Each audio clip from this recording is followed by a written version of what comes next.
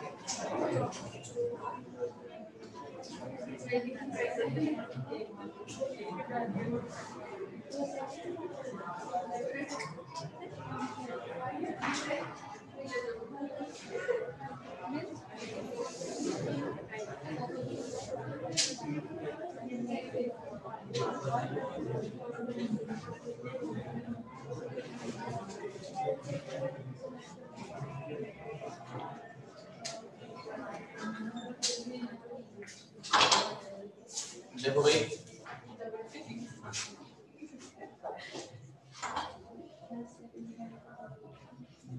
कौन सा लग रहा है तेरे को? रेजिस्टेंस जैसा काम बना दिया मैंने। रेजिस्टेंस मान लो कह रहा है वो सारे रेजिस्टेंस जैसे लग रहे हैं। डीजे आ लो,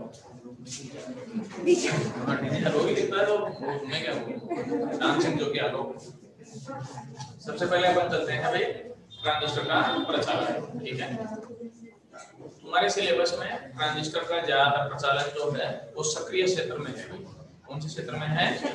और कल ही बताया था कि सक्रिय क्षेत्र में ईबी संधि तो अग्रबायस में और बीसी संधि पश्च बायस में जोड़ी जाती है।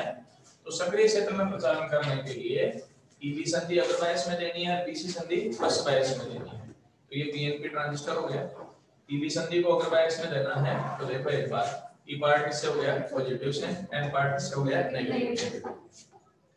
इस संधि को पश्च बायस में देनी है। पश्च बायस में कैसे दोगे? बी को नेगेटिव से, एन को पॉजिटिव से। यहां तक आ गया समझ में? ये क्या लिखा है मैंने? वी ई बी, क्योंकि सेल किसके बीच में जुड़ा हुआ है? ई और बी के बीच में। ठीक है ना? ये किसके बीच में जुड़ा हुआ है? सी और बी के बीच में। तो क्या लिखोगे? वीसीबी। इसको वीबीई नहीं लिख सकते हो और इसको वीबीसी नहीं लिख सकते हो। इसमें नियम जो है ना बना रखे हैं फिजिक्स में। नियम क्या है? जो कॉमन होता है ना वो बाद में आता है। कैसे कॉमन? कौन है इन तीनों में से? ई बी और सी में से बताओ। बी कॉमन है, जिसपे एक से ज्यादा वायर जुड़ रहे हैं वो कॉमन है। बी पर दो तार जुड़ रहे हैं कि नहीं जुड़ रहे हैं, एक ये जुड़ रहा है एक ये जुड़ रहा है, कॉमन कौन हो गया बी। तो जो कॉमन होता है वो बाद में लिखा जाएगा, जो कॉमन नहीं हो वो पहले लिखा जाएगा। ई और बी में से कॉमन कौन है बी बाद में आ गया, देख लो। सी और बी में से भी कॉमन कौन है बी, तो ये बीसी भी हो गया, ये क्या हो जाएगा बी ई बी हो जाएगा। क्लियर है, आगे अपन चलते हैं। मैंने पहले बताया दो डायोड से मिलकर बना हुआ मान सकते हैं, ये पी एन डायोड और ये पी एन डायोड हो गया। अब ईबी संधि अगर बायस में है, अगर बायस में है तो इसके अवश्य परत की चौड़ाई में क्या आ जाती है कमी आ जाती है, और बीसी संधि पर बायस में होने के कारण इसके अवश्य परत की चौड़ाई में वृद्धि हो जाती है। तो तुमको एक चीज तो समझ में आ गई होगी कि जो कुछ भी इलेक्ट्रॉन या होल की गति होगी वो इससे होगी कि नहीं होगी, क्योंकि वो संधि तो बंद पड़ी है या नहीं पड़ी है, क्योंकि वो पसबायस में हो गया, पसबायस में हो गया तो डायोड बंद हो गया कि नहीं हो गया। तो पहली बात तो एक पहले ही ध्यान रख लो कि संग्राहक से कुछ भी नहीं होगा, कहां से चालू होगा उत्सर्जक से चालू होगा, इसीलिए इसका नाम उत्सर्जक रखा गया है, क्योंकि इसका कार्य इलेक्ट्रॉन या होल का उत्सर्जन करना होता है। क्लियर, वो संधि पसबायस में, इसलिए ऑपरेटिंग वहां से नहीं होगी, जो कुछ भी करंट पैदा होगा वो यहीं से उत्पन्न हो जाएगा। अब शुरुआत करते हैं, ये प्लस हो गया ठीक है ना। तो सबसे पहले पी भाग प्लस से जुड़ गया, मैंने पहले ही बताया था केवल बहुसंख्यक आवेश वाहकों पर ही ध्यान देना है, अल्पसंख्यक आवेशों पर ध्यान नहीं देना है। तो अपन यूं समझे ये प्लस होल पर भी क्या हो गया प्लस, प्लस में क्या होगा तो उत्सर्जक के होल किधर आगे बढ़ेंगे आधार की ओर आगे बढ़ेंगे, किधर आगे बढ़ेंगे। तो अपन यूं कहें कि जब ईबी संधि अगर बायस में होती है तो पीएनपी ट्रांजिस्टर के लिए बोल रहा हूं, ये गाना गा रहा हूं सारा का सारा, इसके लिए बोल रहा है मैंने पीएनपी के लिए। तो पीएनपी ट्रांजिस्टर के उत्सर्जक के होल आधार की ओर आगे बढ़ते हैं। अब जैसे ही होल आगे बढ़ेंगे तो उत्सर्जक में एक धारा उत्पन्न होगी, धारा की दिशा किधर होती है या तो इलेक्ट्रॉन के विपरीत या होल की दिशा में। तो उत्सर्जक में होल यूं आगे सरक रहे हैं कि नहीं सरक रहे हैं, तो इन होल के आगे बढ़ने के कारण ट्रांजिस्टर में एक धारा उत्पन्न, ट्रांजिस्टर के आधार उत्सर्जक में एक धारा उत्पन्न होती है, उसे उत्सर्जक धारा कहा जाता है। कौन सी धारा कहते हैं उत्सर्जक धारा। उत्सर्जक धारा को आई से लिखते हैं। मान लो कि यहाँ से 1000 होल रवाना हो गए, कितने होल रवाना हो गए, तो ये उत्सर्जक धारा कितने होल के कारण बन रही है 1000 होल के कारण उतने को उत्सर्जक धारा प्राप्त होती है। यहाँ तक का समझ में आ गया। आगे अपन बढ़ते हैं, उत्सर्जक से चलने वाले होल जब आधार में प्रवेश करते हैं, आधार में कौन मिलेंगे इलेक्ट्रॉन मिलेंगे। कुछ इलेक्ट्रॉन कुछ होल के साथ मिलकर उदासीन हो जाते हैं, जिसके कारण आधार में किसकी कमी हो जाएगी इलेक्ट्रॉनों की कमी, होल की कमी नहीं, क्योंकि होल इनके थोड़े ही थे, होल तो उधर से आ रहे थे, यहाँ इनके पास क्या थे इलेक्ट्रॉन थे। तो आधार के कुछ इलेक्ट्रॉन होल के साथ मिलकर उदासीन हो जाते हैं, जिसके कारण आधार में इलेक्ट्रॉनों की कमी उत्पन्न हो जाती है। मान लो कि 2 इलेक्ट्रॉनों की कमी हो गई, इलेक्ट्रॉनों की यह कमी पूरी करने का कार्य सेल का माइनस टर्मिनल करता है भाई। ये माइनस टर्मिनल क्या काम करता है, जैसे ही यहाँ पर 2 इलेक्ट्रॉनों की कमी हुई, कमी होते ही इसने 2 इलेक्ट्रॉन भेज दिए। सवाल उठता है कि इसकी क्यों जिम्मेदारी है, इसकी जिम्मेदारी इसलिए है क्योंकि यहाँ पर 2 इलेक्ट्रॉन खत्म हुए थे ना, वो इस सेल के प्लस टर्मिनल ने खत्म किए। कैसे, यहाँ से इसने 1000 होल भेजे, 2 होल खत्म हो गए कि नहीं हो गए, 2 होल खत्म हो गए, 2 होल किसको खा गए 2 इलेक्ट्रॉनों को खा गए, ठीक है ना। वो इलेक्ट्रॉन खत्म हुए उसके लिए जिम्मेदार ये है कि नहीं है, कैसे, इसने होल को वहां भेजा, होल उन 2 इलेक्ट्रॉनों को खा गए, तो जिम्मेदारी किसकी है, इस प्लस से हो गई, अपने पास सेल की जिम्मेदारी हो गई। तो इसके पास ये मान लो कि 2 इलेक्ट्रॉन आ गए कि नहीं आ गए, कैसे, होल का मतलब खाली जगह है, खाली जगह का मतलब 2 इलेक्ट्रॉन खा गए, तो इसको 2 इलेक्ट्रॉन मिल गए कि नहीं मिल गए, 2 मिल गए, तो आवेश संरक्षण का नियम कहता है कि जितना लेना है उतना ही देना पड़ेगा अपने पास। तो इसको 2 इलेक्ट्रॉन मिल गए, तो माइनस को 2 इलेक्ट्रॉन वापस भेजने पड़ेंगे कि नहीं भेजने पड़ेंगे। तो 2 इलेक्ट्रॉनों की कमी कौन पूरी करेगा, सेल का माइनस सिरा 2 इलेक्ट्रॉन ऊपर भेज देता है। इलेक्ट्रॉन ऊपर घुस रहे हैं, धारा किधर निकल जाएगी नीचे की ओर, क्योंकि इलेक्ट्रॉन के प्रवाह के विपरीत धारा उत्पन्न हो जाती है। तो ये 2 इलेक्ट्रॉन इंजेक्ट कर दिए गए, इंजेक्शन दे दिया इसका, और इन दो इलेक्ट्रॉनों के ऊपर जाने के कारण आधार धारा प्राप्त होती है। आधार धारा की दिशा ट्रांजिस्टर में किधर हो जाएगी, बाहर की ओर या नीचे की ओर। ये धारा आ गई आधार। आधार धारा जो आई आईबी से लिखते हैं। कितने इलेक्ट्रॉनों के कारण आई बताओ भाई, दो इलेक्ट्रॉनों के कारण। अब आ जाओ आगे बढ़ो। अब अपन चलते हैं यहां से 1000 वोल्ट चले थे, कितने खत्म हो गए उसमें से, दो बचे कितने, 998। आधार का क्षेत्रफल काफी कम होने के कारण उत्सर्जक से चलने वाले होल आधार को तेजी से पार करके किस में प्रवेश कर जाते हैं, संग्राहक में। संग्राहक में होल यूं प्रवेश करेंगे कि नहीं करेंगे, यूं प्रवेश करेंगे तो धारा भी यूं ही जाएगी कि नहीं जाएगी। तो 998 होल के कारण कौन सी धारा आएगी, संग्राहक। संग्राहक धारा किससे लिखेंगे अपन, आईसी से। तो 998 ये रटना नहीं है, 998 ये तो उदाहरण बताता हूं ताकि समझ में आ जाए। तो इन होल के कारण मतलब बचे हुए होल के कारण संग्राहक धारा आईसी प्राप्त होती है। तो आईसी की दिशा समझ में आ गई। अब तो ट्रांजिस्टर में आईई आईबी और आईसी समझ में आ गई कि नहीं आ गई। पीएनपी में आईई किधर हो गई, अंदर की ओर, आईबी किधर हो गई, आईसी भी किधर हो गई।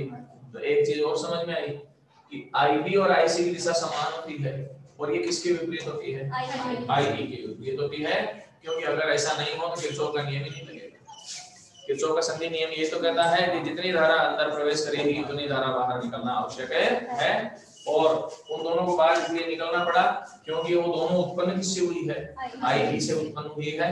अगर ये अंदर आ रही है तो इनको कहां जाना पड़ेगा, और किसका योग किसके बराबर होना चाहिए, आईबी और आईसी का योग किसके बराबर होना चाहिए, आईई के बराबर होना चाहिए। आ गया समझ में। तो किरचॉफ के प्रथम नियम के अनुसार अपन ये कह सकते हैं कि आईई बराबर क्या हो जाएगा, आईबी प्लस क्या हो जाएगा, आईसी। अतः है आधार धारा व संग्राहक धारा का योग उत्सर्जक धारा के बराबर होता है। किरचॉफ के नियम से भी हो गया और आवेश संरक्षण से भी हो गया, गणित के आधार पे भी हो गया। देख लो 1000 ये 2 ये 998, 2 और 998 का टोटल किसके बराबर बैठा है, 1000 के बराबर। तो आगे क्लियर है मामला। अब अपन चीज चले तो आईई आईबी और आईसी तीनों समझ में आ गई। आईई मिली एम्पियर में बहती है, क्यों, बहुसंख्यक आवेशों के कारण चली या नहीं चली, बहुसंख्यक आवेशों के कारण डायोड में जो धारा बहती है वो किसमें बहती है, मिली एम्पियर में। अब आईई अगर मिली एम्पियर में है तो आईसी भी किसमें होगी, मिली में। उससे थोड़ी कम होगी पर होगी तो मिली में, कारण अंतर कितना सा 1000 और 998। तो आईई व आईसी किसमें बहेगी, मिली एम्पियर में। आईबी किसमें बहेगी, वो माइक्रो में बहेगी, कारण ये 1000 है तो वो कितना है 2, तो लगभग 998 कम आएंगे नहीं है। तो आईबी का मापन किसमें किया जाएगा, माइक्रो एम्पियर में। तो ये धाराओं का अपने पास कॉन्सेप्ट हो गया। आईई व आईसी मिली एम्पियर में होती है, आईबी किसमें होगी, माइक्रो एम्पियर में होगी। सर्वाधिक धारा कौन सी होगी, आईई, उससे कम आईसी और उससे कम आईबी। अपन धाराओं का क्रम ये लिख सकते हैं, IE greater than IC greater than IB. Clear है मामला अपने पास। ये धाराओं का क्रम हो गया। अब ये जो राम कहानी का ये पूरी की पूरी, ये तो पीएनपी के लिए हुआ। अब इसके लिए चलते हैं अपन एनपीएन के लिए। एनपीएन में यूं डायरेक्ट बता देता हूं मैं। पीएनपी में जो कार्य होल के द्वारा किया जाता है, एनपीएन में वो कार्य किसके द्वारा किया जाएगा, इलेक्ट्रॉन के द्वारा किया जाता है। लिखना इतना ही है बस। आगे अगर कभी पूछे ना तो ये लिखना है कि पीएनपी में जो कार्य होल के द्वारा किया जाता है, एनपीएन ट्रांजिस्टर में वही कार्य इलेक्ट्रॉन के द्वारा किया जाता है। समझा देता हूं मैं इसको, पर थ्योरी में इतना ही लिखना होता है एग्जाम। देखो सबसे पहले तो जोड़ना, एनपी ईबी संधि है, अगर बायस में कैसे जोड़ोगे, एन को नेगेटिव से पी को पॉजिटिव से। ये प्लस में कैसे दोगे, एन को पॉजिटिव से ये नेगेटिव से। अब एक बार यहां देख लो और वहां देख लो, समझ में आ गया होगा क्या है मामला, बताओ। सेल उल्टे हैं तो एनपीएन में जब सेल जोड़ने हैं तो किसके उल्टे जोड़ेंगे, पीएनपी के उल्टे सेल जोड़े जाते हैं। ये प्लस माइनस है तो माइनस प्लस है, ये प्लस माइनस है तो वो भी क्या है, माइनस प्लस है। तो एक तो सेल के टर्मिनल वहां उल्टे कर देने हैं। दूसरा अब समझा देता हूं, यहाँ पर माइनस हो गया तो ये माइनस हो गया, इसके अवश्य परत की चौड़ाई घट गई, इसके अवश्य परत की चौड़ाई बढ़ गई। ये भी क्लियर हो गया। यहाँ पर कौन रवाना होगा माइनस से प्रतिवर्षित होकर, इलेक्ट्रॉन, क्योंकि बहुसंख्यक इलेक्ट्रॉन होते हैं कि नहीं होते हैं, वहां से क्या लिखा जाएगा, 1000 होल के स्थान पर कौन रवाना हो जाएगा? 1000 इलेक्ट्रॉन रवाना होगा। इलेक्ट्रॉन यू रवाना हो रहे हैं द्वारा, किधर आएगी? ये इस साइड, बाहर की ओर आ गई नहीं आ गई? आई की दिशा किधर हो जाएगी? बाहर की ओर हो जाएगी। 1000 इलेक्ट्रॉनों के कारण कौन सी धारा प्राप्त हो गई? आई। ये 1000 इलेक्ट्रॉन किसमें प्रवेश करेंगे? आधार में। आधार में इनको कौन मिलेगा? कुछ होल कुछ इलेक्ट्रॉन के साथ मिलकर क्या हो गए? उदासीन हो गए। आधार में किसकी कमी उत्पन्न हो जाएगी? होल की। होल की यह कमी कौन पूरी करेगा? प्लस सिरा। इसने होल ऊपर भेजे, अब धारा की दिशा होल की दिशा में होती है कि नहीं होती है? तो इन होल की कमी के कारण अपने पास आधार धारा आई भी उत्पन्न हो जाती है। मान लो कि 2 होल ऊपर भेजे इसने, तो ये 2 होल हो गए, इसके कारण आई भी उत्पन्न हो गई। बचे कितने इलेक्ट्रॉन? अब ये बता दो। 998 इलेक्ट्रॉन। वो इलेक्ट्रॉन संग्राहक में प्रवेश कर रहे हैं, धारा आई सी अंदर की ओर आ जाएगी। तो अब देख लो, आई और आई सी समान दिशा में है, अंदर की ओर है। आई की किधर आ रही है इसमें? हाँ, ये गलत कर दिया, गड़बड़ा रहा है मामला। हाँ, अब देखो आई बी और आई सी अंदर की ओर हो गई, आई की किधर हो गई? बाहर की ओर। तो चाहे कोई सा ट्रांजिस्टर ले लो, ठीक है ना, तो ये नियम सेम रहेगा, ये क्रम भी सेम रहेगा। अब अपन चलते हैं, कई बार पूछा जाता है क्या कारण है कि पीएनपी के स्थान पर एनपीएन ट्रांजिस्टर को काफी अच्छा माना जाता है? क्यों मानते हैं? पीएनपी में कौन गति करता है मुख्य रूप से? एनपीएन में कौन गति करता है? ज्यादा तेज कौन चलेगी? इलेक्ट्रॉन। पहले बता दिया था मैंने।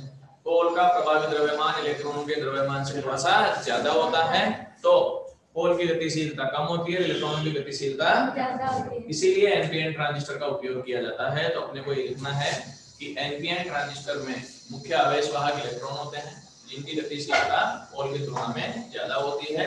इसीलिए पीएनपी के स्थान पर ज्यादा किसका उपयोग किया जाता है? एनपीएन का उपयोग किया जाता है। एक चीज और बता देता हूँ,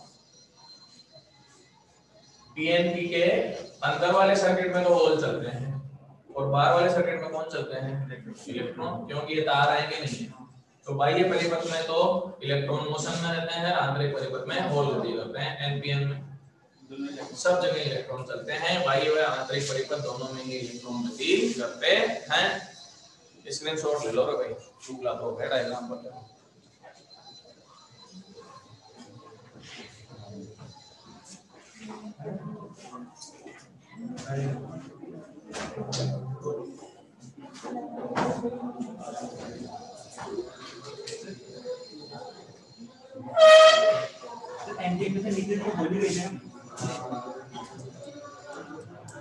बहुत ज्यादा कौन चल रहा है? मेन तो वही है ना, ऑपरेटिंग तो सारी की सारी उनकी है इसलिए। चलो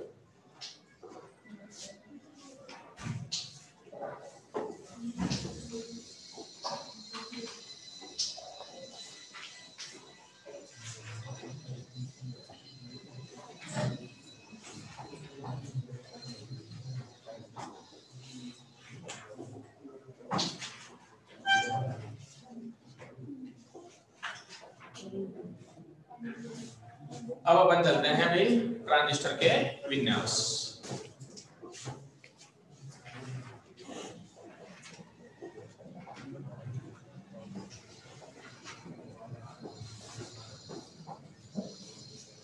देखो भाई, ट्रांजिस्टर के विन्यास जो है वो 3 प्रकार के होते हैं। मैंने कल बता दिया था, वैसे तो 3 लीडें होती है। तो मैंने बताया था किसी एक को कॉमन करना पड़ेगा, नहीं करना पड़ेगा।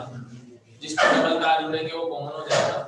आधार को कॉमन करोगे तो उभयनिष्ठ आधार विन्यास कहलाएगा, और उत्सर्जक को कॉमन करोगे तो उत्सर्जक विन्यास कहलाएगा, और संग्राहक को कॉमन करोगे तो उभयनिष्ठ संग्राहक विन्यास कहलाता है। तीनों के डायग्राम हैं। डिटेल जो है तुम्हारे सिलेबस में वो उत्सर्जक और आधार की है, संग्राहक की नहीं है, केवल डायग्राम है। तो सबसे पहले डायग्राम अपन करते हैं उभयनिष्ठ आधार है। अरे पीछे देख तो रहा, लाइट इधर थोड़े जलाऊं क्या?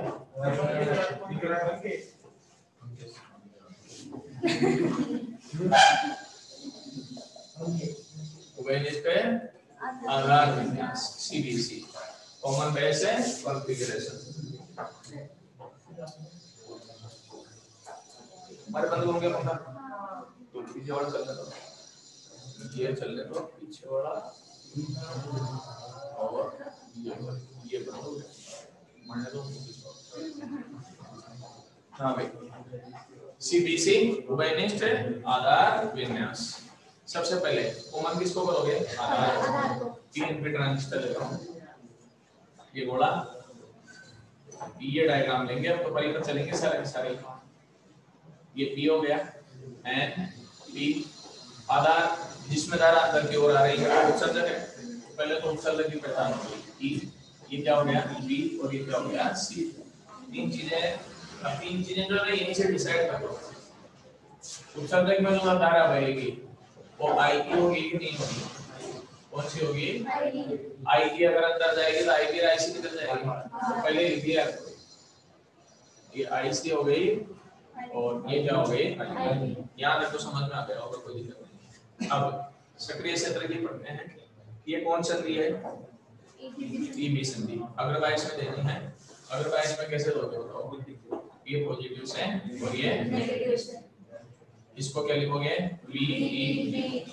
ये संधि फर्स्ट बायस में कैसे दोगे बताओ? पी को तो नेगेटिव से और एन को पॉजिटिव से, ठीक है ना? क्या लिखा जाएगा इसको? ये इसका परिपथ, इसका है ये पीएनपी का कौन सा विन्यास हो गया? आधार विन्यास। तो उभयनिष्ठ आधार, आधार कॉमन हो रहा है कि नहीं हो रहा है? आगे समझ में सारा का सारा। एनपीएन का कैसे बनाओगे बताओ? अगर पीएनपी का याद है, एनपीएन का बहुत सरल काम होता है, एक तो धाराएं उल्टी कर दो और एक सेल उल्टे कर दो, बस बाकी सब कुछ वैसा का वैसा ही रहता है। धाराएं उल्टी कर दो, तो ये हो गई, ई हो गया, ये क्या हो गया? पी, और ये क्या हो गया? सी, एन पी एन। ये किधर आएगा? आई पी, ये किधर आएगा? आई सी, और ये क्या हो जाएगा? I D, I D. बोलो जी भाई, सेल बोलो। माइनस प्लस, और इसमें माइनस और आ गया होगा समझ में? ये क्या लिखोगे? पीईबी, इसको क्या लिखोगे? ये एनपीएन ट्रांजिस्टर का हो गया, ये किसका हो गया? पीएनपी का। क्लियर है? एक बार स्क्रीनशॉट ले लो, फिर उत्सर्जक चलेंगे।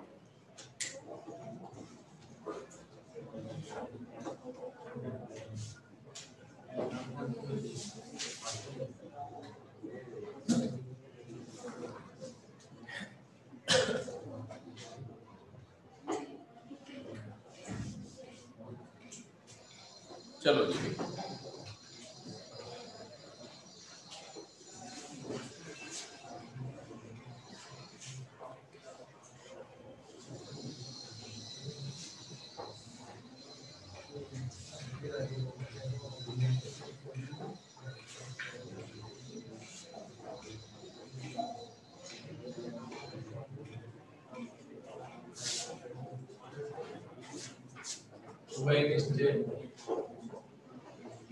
उत्सर्जक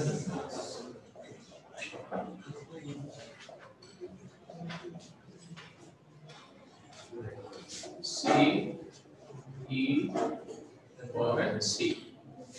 अब उत्सर्जक को कॉमन करना है ना, पीएनपी बता रहा हूँ पहले। ट्रांजिस्टर को घुमाना पड़ेगा,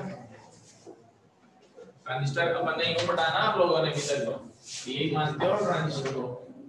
ये होता है, अब ये होता है, ये क्या होता है? बी, और ये सी। अब जिसको कॉमन करना है उसको नीचे लाना पड़ेगा, नीचे लाना पड़ेगा, तो ट्रांजिस्टर घूमेगा कि नहीं घूमेगा? तो ट्रांजिस्टर को घुमा दिया, देखो बस ये घुमा दिया, ये धारा अंदर की ओर हो गई। उत्सर्जक यहाँ आ गया कि नहीं आ गया? ये हो गया ई, ये क्या हो गया? बी, और ये क्या हो गया? सी। समझ में आ गया? उसी को घुमा के ये पोजीशन लिया है। पीएनपी है, ये पीएनपी हो गया। धाराएं बोलो, आई ई, ये बोलो आई सी, और ये बोलो। क्लियर है मामला? कोई दिक्कत है क्या? आई की अंदर की ओर, वो दोनों की तरफ जाएगी। ये कौन सी संधि है? ऐसे मत रटना है कि इधर वाली है उधर वाली। बी संधि, तो ई संधि हो गई। अग्रबाह्य में देनी है, अग्रबाह्य में कैसे दोगे? एन को नेगेटिव से, बी को पॉजिटिव से। ये नेगेटिव पॉजिटिव, एन को नेगेटिव, बी को पॉजिटिव। क्या लिखोगे इसको? V B E. जो कॉमन होता है वो बाद में लिखा जाएगा, जो कॉमन नहीं है वो पहले लिखा जाएगा। अब ये संधि फर्स्ट बायस में देनी है, ये फर्स्ट में देनी है ना, क्योंकि सी वाली संधि है। तुम बोलोगे बीसी संधि, बीसी नहीं है तो कॉमन का कोई महत्व नहीं है ना। सी वाली संधि हो गई, सी वाली संधि कौन से बायस में जाती है? फर्स्ट में। फर्स्ट में देनी है तो किसको प्लस है किसको माइनस है? इसको नेगेटिव से जाएगा, इसको नेगेटिव से, है ना। दोनों एक ही है तो कंफ्यूजन क्यों हो रहा है ना। पर कैसे पकड़े फर्स्ट बायस में? कोई कहेगा इसको माइनस से जोड़ दो तो भी फर्स्ट बायस में आएगी, नहीं आएगी। कारण बता देता हूं, जो कॉमन है ना उसका तो कोई महत्व नहीं है। कॉमन वाला तार हमेशा बाद में जोड़ा जाता है। जब भी ऐसा कंफ्यूजन हो जाए कि ये भी पी है ये भी पी है, या ये भी एन है ये भी एन है, तो कॉमन वाला तार तो बाद में जोड़ेंगे, पहले वो तार जोड़ा जाएगा जो कॉमन है नहीं है। क्योंकि अब कंफ्यूजन हो गया कि नहीं हो गया? तो कॉमन ये नहीं है, पहले इसको जोड़ दो। इसको फर्स्ट बायस में कैसे दोगे? ये माइनस और ये क्या हो जाएगा? प्लस। कॉमन पे तो कुछ ही जुड़ जाता है, कॉमन का कोई लेन देना थोड़ा रहता है। और वो तो जमीन से वो जोड़ते हैं, अर्थ कर देते हैं। अर्थ कर दिया तो वो तो 0 वोल्ट पे आ जाता है, नहीं आ जाता है। क्या लिखोगे इसको? बताओ चलो। वी सी ई। चित्र समझ में आ गया? अब कौन सा ट्रांजिस्टर चलेंगे? एनपीएन। एनपीएन कैसे चलोगे? ये बना लिया, ये लो, धारा किधर हो जाएगी? बाहर की हो जाएगी, ये इधर हो जाएगा। ये कौन सा है? सी। ये कौन सा है? बी। और ये कौन सा हो जाएगा? ई हो जाएगा। आई ई हो जाएगी, ये आई डी हो जाएगी और आई सी हो जाएगी। चलो सेल बोलो, एनपीएन लिख दो। मेकअप बहुत ज्यादा है इसमें, क्या हिसाब है ये? मैं कह दूं प्लस और है ब्राइडल मेकअप बोल के रखते हैं इसको। इसमें क्या आएगा? माइनस एंड है प्लस, ये माइनस एंड है प्लस आ गया। इसको क्या लिखा जाएगा बताओ? वीबीई। और इसको क्या लिखा जाएगा? बाकी सब कुछ वैसा का वैसा है ही। अब अपन कौन सा चलेंगे? संग्राहक का विन्यास। ये दो सिलेबस में है भाई तुम्हारे, आधार वाला भी है और उत्सर्जक वाला भी है, आगे फिर पढ़ेंगे। संग्राहक वाले का केवल डायग्राम है इतना सा, बाकी ज्यादा डिटेल नहीं आएगी। तो अब संग्राहक का चल लेता हूं मैं।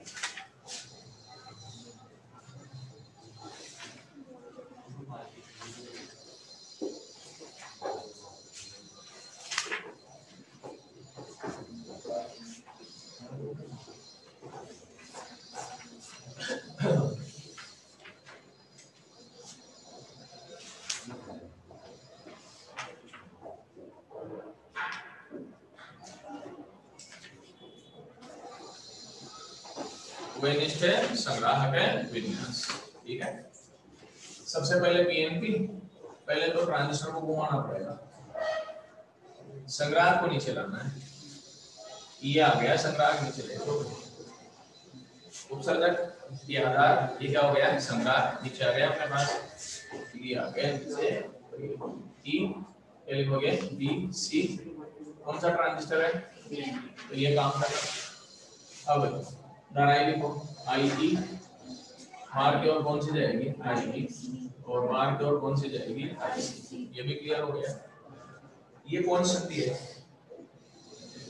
बीसी। तो अगर मैं आएगी पश्चिम में, ये संग्राहक में यही रख रहा है, इसलिए मैंने कहा था कि इधर ये मत रखना भाई, इधर वाले तो अगर में चलती है उधर वाले पश्चिम में चलती है, वो याद रखना पड़ता है। ये बीसी संधि आ गई, पश्चिम बायस में देंगे। पश्चिम में कैसे दोगे इसको बताओ पहले तो। n तो n प्लस से, n प्लस से, और ये किससे हो जाएगा? माइनस। अब इसका बोलो, ये संधि अग्र में जाएगी क्योंकि ई वाला है कि नहीं है? अग्र में जाएगी तो पी पार्ट किससे जाएगा? पॉजिटिव से। इसको तो भूल ही जाओ, पी पार्ट है ये पॉजिटिव से चला गया, और ये किससे हो गया? नेगेटिव से। क्या लिखोगे इसको? बीबीसी। इसको क्या लिखोगे? अब इस समय कई बच्चों के दिमाग में क्या पता क्या आता है, क्या आता है? मेरे दिमाग में आता है, मान लो कई बच्चों के दिमाग में ये कंफ्यूजन होता है कि धारा प्लस के अंदर ही आ गई, देख लो, जबकि तुम लोगों ने क्या रटा है आज तक कि धारा प्लस से बाहर ही जाती है। ऐसा कुछ नहीं है भाई, धारा प्लस से बाहर ही जाती है, प्लस के अंदर भी आती है। धारा का प्रवाह फिजिक्स में अपने यहाँ ये माना जाता है उच्च विभव से किधर होता है। तो ये चीज बिल्कुल ही भूल जाओ, किरचॉफ के नियम में मैंने एक डायग्राम बताया थी, ये रहा तरीका। अभी देखो ये लो 18 वोल्ट का सेल है, ठीक है, और ये 4 वोल्ट का सेल है। इनको यहां से जोड़ दें अपन, दोनों में से इसमें से धारा बाहर निकलेगी, इसमें से भी निकलेगी, तो लड़ेगी थोड़ी यहाँ कुत्तों की तरह, नहीं लड़ेगी ना। क्या होगा, यहां से यूं चलेगी, ये है इसमें धारा, ये वो उच्च विभव है, ये क्या है, तो या यूं कह सकते हैं कि उस सेल से इसको चार्ज कर रहे हैं अपन, देख लो उस सेल से इसको क्या कर रहे हैं अपन, चार्ज होने का प्रोसेस ही, चार्ज होने का प्रोसेस यही है कि धारा उच्च से किधर बहेगी और कब तक बहती रहेगी, जब तक कि दोनों के विभव समान नहीं हो जाए। जैसे ही 18 वोल्ट पे होगा फिर धारा का प्रवाह बंद हो जाएगा। फिर अपने मोबाइल में भी लिखा हुआ जाता है battery full remove the charger, ठीक है ना, फिर अपन 1-2 घंटे में वापस बैटरी को बैठा देते हैं। तो ये इसका हो गया, हम तो तैयार रहते हैं ना भाई कब चार्ज हो और कब जांच की इसको इसकी बोलो। ये तो बात हो गई इसकी। तो इसमें ये धारा के चक्कर में कंफ्यूजन नहीं होना चाहिए भाई कौन अंदर कौन बाहर। तुम तो वो चीज याद रखो कि पीएनपी के उत्सर्जक में धारा अंदर और दोनों धाराएं किधर जाएगी बाहर, उससे लेवल का कोई फर्क नहीं होगा। एनपीएन में बोलो एनपीएन में ये तो बाहर की ओर ये क्या है ई, ये क्या है बी, ये क्या है सी। चलो जी भाई धाराएं आई ई, ये क्या आएगी आई बी और ये क्या आएगी आई सी। सेल माइनस और प्लस, इसमें बोलो प्लस और ये देखो यहाँ भी कंफ्यूजन होगा, माइनस से धारा जा रही तो जा सकती है, कोई दिक्कत ही नहीं है। ये विभव उच्च है, वो विभव क्या है निम्न है, तो वो ज्यादा है। इसमें क्या लिखोगे बताओ, ईबीसी, इसको क्या लिखोगे ईईसी। मेरे हिसाब से सारे के सारे विन्यास आप लोगों को समझ में आ गए होंगे, ठीक है, ये काम हो गया इसका। अब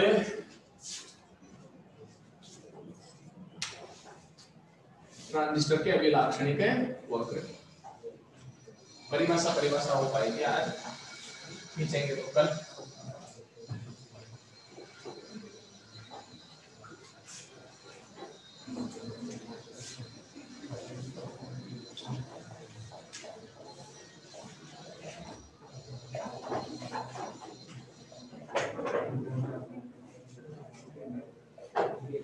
हाँ जी भाई, क्या परिभाषा होगी, ट्रांजिस्टर के लिए विभव व धारा के मध्य खींचे गए ग्राफ क्या कहलाते हैं, उसके अभिलाक्षणिक वक्र कहलाते हैं। जैसे डायोड के लिए डायोड शब्द जोड़ दो, ट्रांजिस्टर के लिए ट्रांजिस्टर शब्द जोड़ दो।